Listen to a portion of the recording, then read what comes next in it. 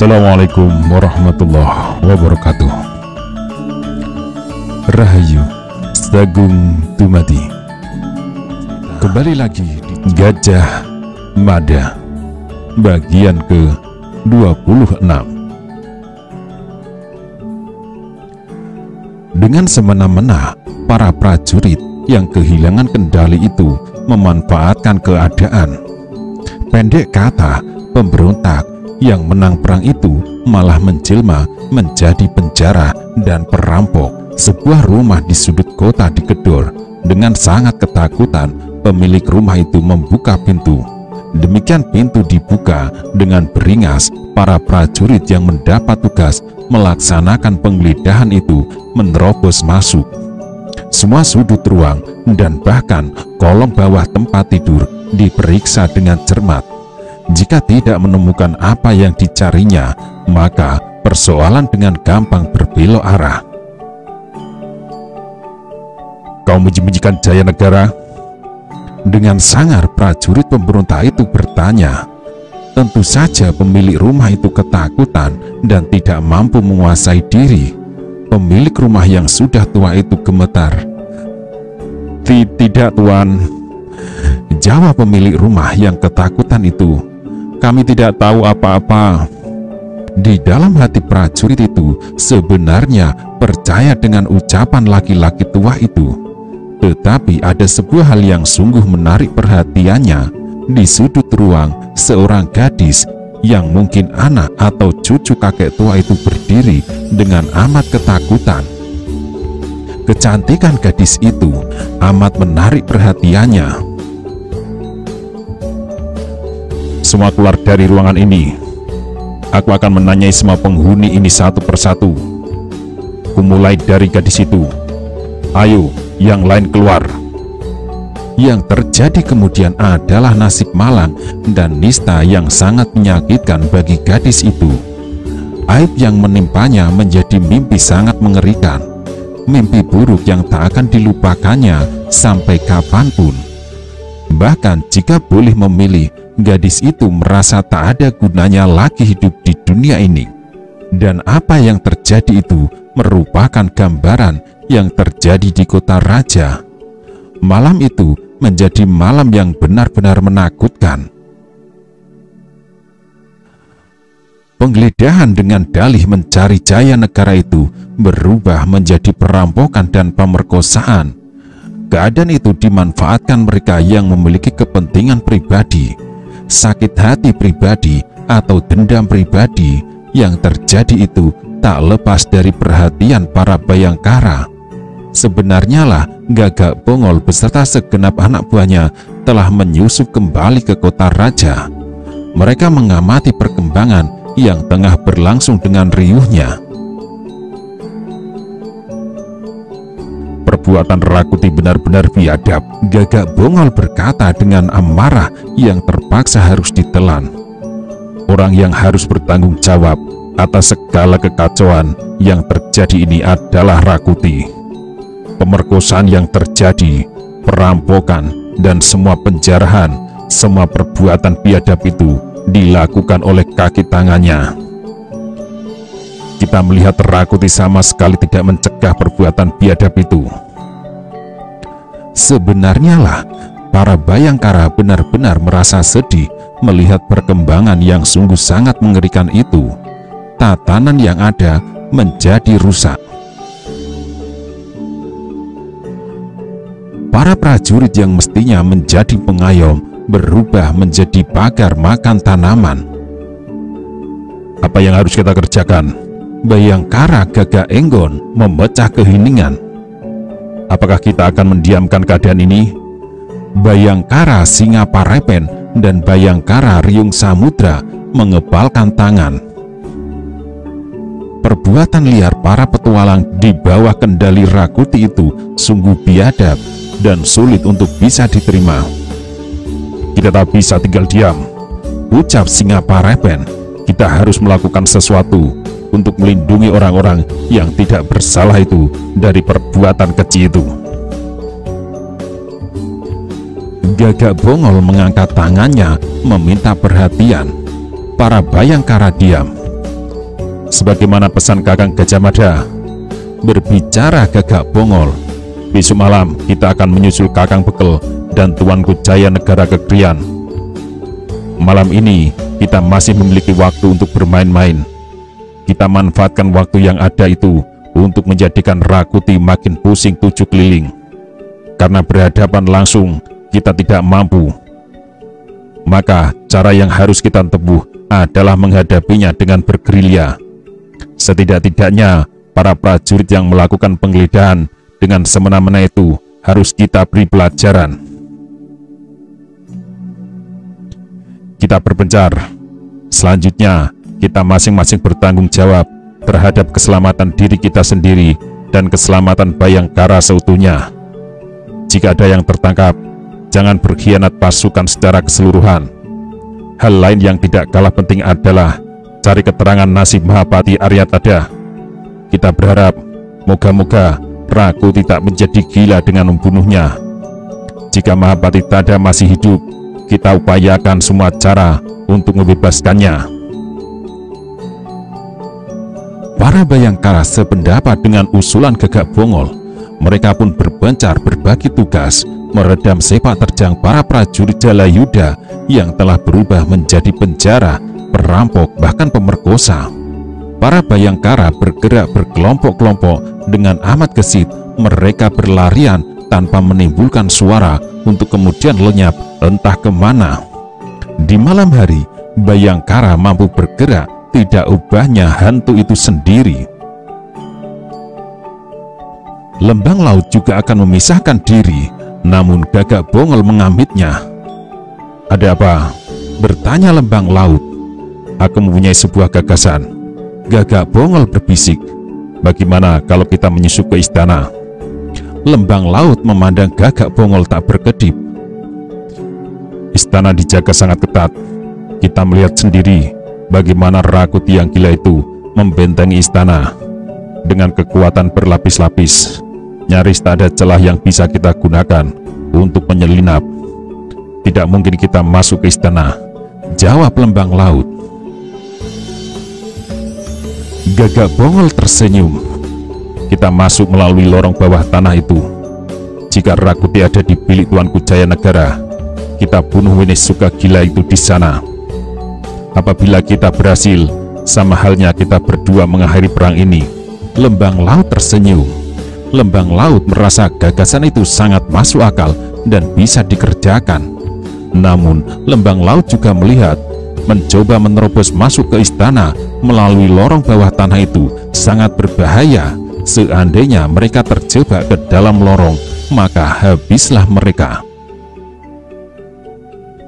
Ada kemungkinan Rakuti menjaga lorong dengan ketat karena kecurigaan lorong bawah tanah itu akan dimanfaatkan Bayangkara. Bagaimana? Tanya Gagak Bongol. Menyelinap lewat lorong bawah tanah itu sungguh berbahaya. Jika kita terjebak di dalam lorong, maka habislah kita. Akan tetapi, kurasa cara itu sangat menarik untuk dicoba. Gagak Bongol dan Lembang Laut berlari lincah. Tubuh mereka murca entah kemana. Pasukan Bayangkara adalah pasukan yang memiliki kemampuan luar biasa.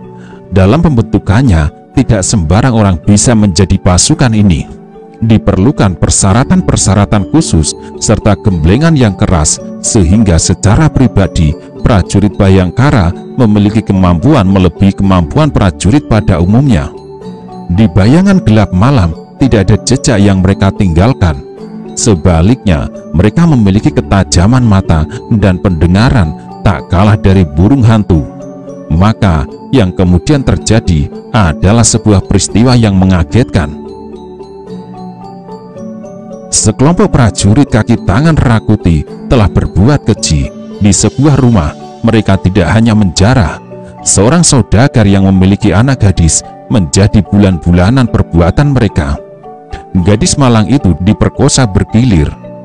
Hanya binatang yang sanggup melakukan perbuatan itu. Bayangkara Macan Liwung berbicara dalam hati. Matanya yang tajam terus mengawasi sepak terjang prajurit pemberontak yang menjadi liar itu. Bayangkara Macan Liwung tidak mampu menguasai diri lagi, busur segera direntangkannya. Warastra dengan ujung beracun dipasangnya dan kemudian direntang. Macan Liwung tak membutuhkan waktu terlampau lama untuk membidik. Demikian anak panah dilepas, prajurit petualang itu terjengkang sambil mendekap dadanya. Ambruk tanpa sempat berteriak. Macan Liwung kembali merentang busur dan melepas anak panah. Prajurit berikutnya yang menunggu giliran memperkosa gadis itu ambruk dengan mata melotot dan tidak sempat berteriak. Kemampuan bidik yang dimiliki Macan Liwung memang luar biasa. Anak panah itu melesak membenam di tenggorokannya. Prajurit terakhir yang dengan peluh berhamburan serta semangat menggebu menjarah kehormatan anak gadis saudagar kaya itu mati dengan kepala terpisah dari tubuh. Pedang panjang Macan Liwung membabat lehernya. Seorang lagi prajurit petualang muncul dari pintu. Macan Liwung melepas pisaunya. Sekali ayun pisau itu terbang dan melesat cepat ke arah sasarannya, menembus mata kanan. Gadis malang anak saudagar kaya itu ketakutan. Macan Liwung merasa amat tersentuh permukaan hatinya. Macan Liwung segera mengambil pakaian dan dilemparkannya pada gadis itu. Di rumah yang lain terjadi peristiwa mirip. Bayangkara Singaparepen benar-benar marah melihat sebuah rumah juga dijarah. Apalagi Singaparepen mengenal pemilik rumah itu dengan baik. Singaparepen bahkan telah menganggapnya seperti orang tua sendiri. Tanpa ampun Singaparepen mendendangkan tembang kematian. 5 orang prajurit yang mencoba merampok rumah itu dibabat habis. Setiap anak panah yang dilepaskannya selalu berarti selembar nyawa. Dengan terengginas cekatan Singaparepen menerobos masuk. Pada saat yang amat gawat, Singaparepen berhasil melepas pisau terbang. Seorang prajurit yang nyaris merenggut kehormatan salah seorang anak gadis pemilik rumah itu terjengkang saat pisau itu menembus punggungnya. Dengan bergegas Singaparepen menolong pemilik rumah itu. "Maafkan aku nyaris terlambat, Kiai," kata Singaparepen. Pemilik rumah itu pucat pasi. Bencana yang mengerikan nyaris menimpa mereka. Untunglah pada saat yang gawat itu datanglah pertolongan menyelamatkan mereka. Kemunculan orang-orang tidak dikenal tetapi diyakini mereka adalah pasukan Bayangkara membuat geger. Para prajurit pemberontak yang melakukan penggeledahan tidak berani berbuat semena-mena lagi. Kemunculan Bayangkara yang langsung menebar tembang maut memaksa para pemberontak berpikir 2 kali untuk berbuat semena-mena. Yang lebih menggegerkan lagi adalah saat terlihat api membumbung dari arah tenggara. Pasukan Jalayuda segera mendengar berita bangsal kesatrian mereka dilalap api. Bangsal pasukan Jalayuda adalah bangunan yang amat besar. Di sanalah pangkalan prajurit Jalayuda yang selalu siap digerakkan ke medan peperangan manapun. Kini pasukan Jalayuda yang tersinggung dan sangat marah telah membakar bangsal itu. Seorang prajurit menyampaikan berita itu kepada Ratanca yang langsung meneruskan berita itu kepada Rakuti. Rakuti tegang. "Jadi mereka sekarang muncul?" tanya Rakuti. Ratanca memandang Rakuti dengan wajah sangat kelam. Ratanca yang rupanya masih memiliki hati nurani menyalahkan Rakuti yang dianggapnya harus bertanggung jawab terhadap ulah prajurit yang berperilaku tidak ubahnya pagar memakan tanaman dan merampok. "Mereka marah," berkata Ratanca. "Pasukan Bayangkara marah kepada pendukungmu yang menerjemahkan perintahmu dengan keliru." Rakuti memucatkan alis. "Apa maksudmu?" "Penggeledahan yang kau perintahkan itu," lanjut Ratanca, "telah berubah menjadi perampokan dan penjarahan, bahkan pemerkosaan. Jika kau keluar melihat apa yang terjadi, kau boleh membayangkan dari sekarang bahwa kau tidak berpijak pada akar yang kuat. Kawula tidak akan melihatmu sebagai pembebas. seorang raja yang mengayomi rakyat, tetapi melihatmu sebagai biang dari kekacauan, pimpinan perampok, penjara serta pemerkosaan. Merah padam wajah Rakuti, tetapi Rakuti tidak bisa menjawab. Bayangkara marah. Lanjut Ratanca, mereka sekarang bergerak untuk menyambut ulah prajurit pendukungmu. Bangsal kesatria Jalayuda dibakar. Suasana tiba-tiba menjadi hening. Rakuti turun dari pembaringan dan berjalan mondar-mandir. Matanya agak lamur karena kepalanya pusing dan ngilu. Rakuti menebar pandangan menelusuri dinding ruangan. Kini Rakuti merasa bahwa ternyata untuk meraih cita-citanya tidak semudah membalik tangan. Meski Jayanegara tumbang, belum dengan serta-merta dirinya menjadi raja.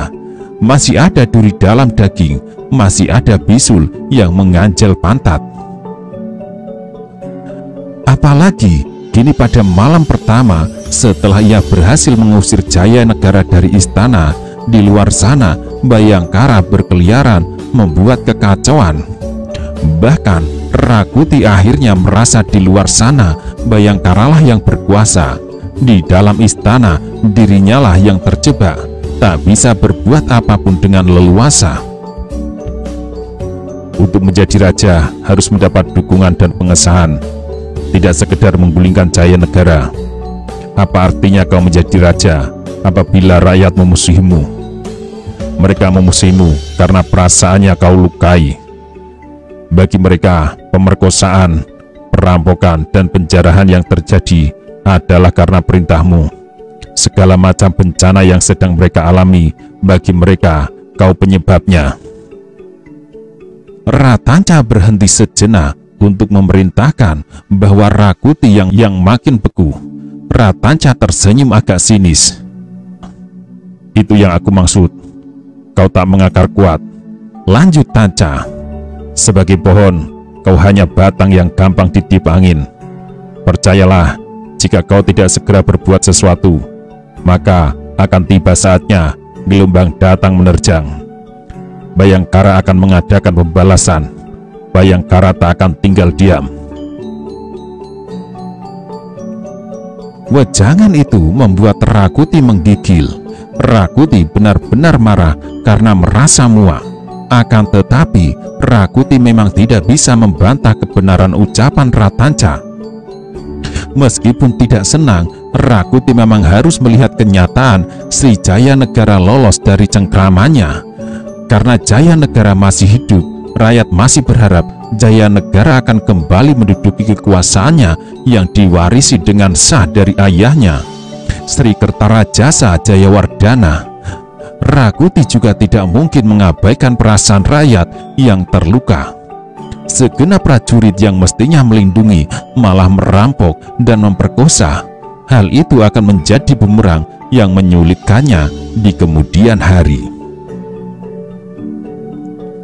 Rakuti merasa membutuhkan pengesahan. Kedudukannya sebagai Raja baru Majapahit menggusur Jayanegara harus diakui dan disahkan. Sesaat Rakuti seperti larut ke dalam lamunan yang entah datangnya dari mana. Tiba-tiba saja wajah dua gadis yang cantik jelita muncul dan membayang di kelopak matanya. Kedua gadis itu adalah anak Raden Wijaya atau Kertarajasa Jayawardhana yang terlahir dari Ratu Rajapatni Gayatri. Mereka adalah Tribhuwana Tunggadewi dan Dyahwiyat Raja Dewi. Terpikir oleh Rakuti untuk mengikuti jejak yang pernah dilakukan Raden Wijaya dengan mengawini semua anak Kertanegara sebagai jalan pengesahan atas kekuasaannya. Padahal masing-masing dari dua gadis itu telah memiliki calon suami, yaitu Cakradhara dan Kudamerta. Bersama Lembu Nabrang yang saat ini sedang berada di Bali mewakili raja menjalankan sebuah tugas negara. Jika aku mengawini Tribhuwana Tunggadewi dan Dyahwiyat, berkata Rakuti di dalam hati, maka dengan sendirinya kekuasaan atas negara Majapahit akan jatuh ke tanganku. Lebih dari itu, kedua gadis itu memang membuatku tergila-gila. Rakuti membiarkan lamunannya larut. "Bawa Tada kemari." Tiba-tiba Rakuti berteriak. Ratanca mengerutkan keningnya. Perintah itu tak ditunjukkan kepadanya. Dalam bilik itu hanya ada dirinya dan Rakuti. "Apa maksudmu, Rakuti?" Tanca bertanya. Tetapi sekali lagi Rakuti berteriak, "Prajurit, bawa Mahabati Tada kemari." Dua orang prajurit yang berjaga-jaga di depan pintu bergerak masuk. Rakuti yang menganggapnya terlalu lambat melotot. "Kalian tidak mendengar apa perintahku? Aku ini Maharaja baru yang berkuasa di bumi Majapahit ini. Aku mengendaki Mahabati Tada dibawa ke sini. Kalian tidak mendengar?" Tanpa banyak bicara, dua prajurit itu bergegas keluar untuk melaksanakan perintah yang diberikan itu. Dalam hati kedua prajurit itu merasa Rakuti terlalu berlebihan. Mentang-mentang telah menjadi raja, Rakuti menjadi pemarah dan main bentak seenaknya. Ratanca tak berkedip, tajam memandang Rakuti. "Apa yang akan kau lakukan terhadap Mahabati Tada?" bertanya Ratanca. "Kau ingatkan kau untuk jangan bersikap berlebihan kepada Mahabati Tada. Orang tua itu dicintai orang banyak. Jika kau berbuat salah kepada Mahabati Tada, kau akan menuai badai." Rakuti melotot, dua bola matanya nyaris copot. "Aku tidak butuh sorohanmu," teriak Rakuti. "Dalam perubahan pemegang kekuasaan, wajar jika hal semacam itu terjadi. Perampokan, pemerkosaan, dan penjarahan itu masih wajar karena keadaan sedang kacau. Tetapi nanti tatanan akan pulih kembali. Rakyat atau siapapun akan melihat Rakuti memang pantas menjadi raja. Akulah Rakuti, Maharaja Majapahit, negara yang besar." Ratanca termangu diam. Ratanca melihat Rakuti larut pada keadaan yang baru diperolehnya. Rupanya jiwa Rakuti belum siap menerima keadaan yang baru didapatnya itu. Bahwa ia kini menjadi orang terpenting di Majapahit itu menyebabkan dadanya membusung terlampau besar. "Kau belum menjawab pertanyaanku," ulang Ratanca. "Apa yang akan kau lakukan terhadap Mahabati Tada?" Rakuti berjalan mondar-mandir sesaat.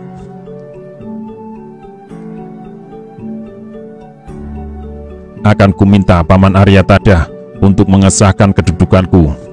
Aku minta Tada untuk mengesahkan melalui wisuda besok siang. Aku tidak mau menunggu lagi. Aku harus mendapat pengakuan dan pengesahan." Ratanca tidak bisa menahan. Ratanca tersenyum. "Apakah Mahabati Tada akan mau memenuhi permintaanmu?" tanya Ratanca. "Bagaimana kalau Mahabati Tada menolak?" Rakuti meradang. "Mahabati Tada tidak mungkin berani menolak jika ingin selamat." Ratanca menggeleng-gelengkan kepala. Kelihatannya pengenalan Rakuti atas Mahabati Arya Tada hanya sebatas luarnya saja. Salah besar jika Mahabati Tada bakal ketakutan kemudian menuruti kemauan Rakuti. Arya Tada bukan jenis orang yang gampang ketakutan karena diancam. Ratanca merasa yakin ancaman hukuman mati tidak mampu mengubah keteguhan hati Arya Tada. Lebih dari itu, sebenarnya Arya Tada tak mempunyai hak mewisuda seorang menjadi raja. Hak semacam itu ada pada pemuka agama, mereka yang memegang kedudukan sebagai para kasyawan yang Brahma Raja. Ratanca bangkit dari tempat duduknya. "Ada sebuah pertanyaan lagi," Ratanca melanjutkan. "Apa Arya Tada berhak mewisuda dirimu?" "Bukan Arya Tada yang berhak mewisuda seorang menjadi raja. Wisuda Binantara itu hanya sah apabila dilakukan oleh para kasyawan Hyang Brahma Raja." Apakah kau akan memaksa mereka dengan senjata? Aku tidak peduli, jawab Rakuti dengan ganas. Bahkan aku tidak peduli dengan wisuda. Aku tetap sah menjadi raja karena telah berhasil menggusur Jaya Negara. Jika pemuka agama Kasyawan Hyang Brahmaraja tidak bersedia mewisudaku menjadi raja, aku tidak butuh. Aku hanya akan meminta Aryatada untuk mengumumkan kepada halayak ramai bahwa akulah sekarang yang menjadi raja. Ratanca kembali tertawa, namun Ratanca malas untuk mengemukakan isi hatinya lagi. Adalah Mahapati Aryatada yang telah ditangkap oleh kaki tangan Rakuti, dijebloskan ke penjara. Kesedihan yang berharga amat mutlak sedang mengharu biru di isi dadanya melihat perkembangan keadaan Majapahit yang porak-poranda oleh ulah orang-orang yang tidak bertanggung jawab. Pemberontakan yang dilakukan Rakuti meminta banyak korban nyawa dan harta benda yang tidak sedikit jumlahnya. Tidak terhitung pula rusaknya tatanan, lahirnya orang-orang yang mendadak menjadi liar, menjarah, merampok, dan memperkosa. Mumpung keadaan sedang kacau, Aryatada dikeluarkan dari bangunan Pakunjaran. Apakah sudah tiba saatnya Rakuti akan menghukum mati Aryatada? Tanya Mahapati Aryatada. Dua orang prajurit yang mendapat perintah Rakuti untuk mengeluarkan Tada dan membawanya ke istana terlihat kebingungan. Dua prajurit itu secara pribadi tidak bisa menghapus rasa hormatnya kepada Aryatada. Dua prajurit itu bahkan tidak tahu apakah yang dikehendaki Rakuti dengan mengeluarkan Mahapati Tada dari penjara. Kedua prajurit itu bahkan terpengaruh oleh pertanyaan, benarkah Tada akan dihukum mati? Maafkan kami Mahapati, jawab salah seorang prajurit. Kami hanya menjalankan tugas. Kami tidak tahu dengan maksud apa Tuanku Rakuti memerintahkan kepada kami untuk membawa Mahapati menghadap kepadanya. Aryatada yang tua itu tak bisa menahan tawanya. Ada sesuatu pada kalimat prajurit itu yang membuatnya geli. Kau sudah memanggil Rakuti itu dengan sebutan tuanku? Apa menurutmu Rakuti itu telah menjadi raja? Pancing Tada. Dua prajurit itu bingung. Sudahlah, lanjut Tada. Bawa aku ke hadapan Rakuti. Aku tidak takut kalau Rakuti akan membunuhku. Salah jika ada yang mengira aku takut mati. Dengan dikawal dua prajurit bersenjata pedang panjang itu, Aryatada berjalan dengan tenang menuju istana. Beberapa prajurit yang melihat Mahapati Aryatada digiring merasa bersalah di hati. Beberapa prajurit itu terpaksa memalingkan wajah, pura-pura tidak melihat atau pura-pura sibuk melakukan sesuatu. Rayuyu, Rapangsa, Rabanya, Rawedeng yang menebar, yang mendengar Rakuti memanggil Mahapati Aryatada bergegas menuju bangunan induk istana untuk ikut mengetahui apa yang akan dibicarakan Rakuti dengan Mahapati Aryatada. Dengan ramah, Rakuti menerima kehadiran Aryatada. Mahapati Aryatada mencuatkan alis. Kaget oleh keramahan yang dipamerkan Rakuti, tetapi justru karena itu Aryatada curiga. Rakuti tentu menyembunyikan sesuatu di balik keramahannya. Silakan duduk paman. Rakuti mempersilahkan. Aryatada tidak menolak tawaran itu. Aryatada menebar pandang. Aryatada menebar tatapan matanya ke seluruh ruangan.